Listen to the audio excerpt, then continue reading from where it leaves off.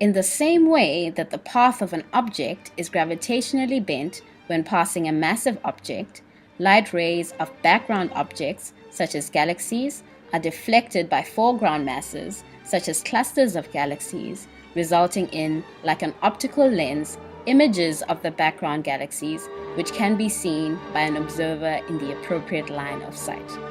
In some cases, this lensing is strong, and light can travel in multiple paths, resulting in multiple images of the same galaxies, or if the background galaxy is in the same line of sight as the cluster, a ring called an Einstein ring is observed.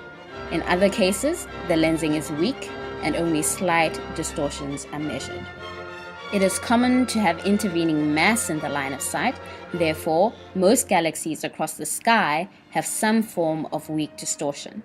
This distortion is measured by the slight change in orientation and shape of the galaxies, since galaxies across the sky are assumed on average to have random orientation and a certain average shape or ellipticity, and around a gravitational lens, the orientations would form a tangential pattern around the intervening mass, and their shape would be elongated, forming arcs.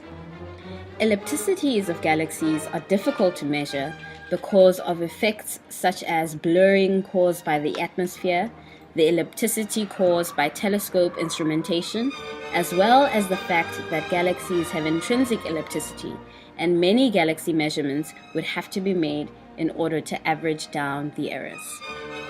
Once the effects are corrected for, the distortion of galaxies can be used to detect the intervening masses, reconstruct their mass distributions, and therefore determine the structure of their dark matter halos. In addition, it can help to distinguish between dark energy models, where the universe expands at an increasing rate, and modified gravity models, where no acceleration occurs, but general relativity is modified on large scales. Therefore, gravitational lensing could potentially be the most powerful tool of probing dark matter and dark energy.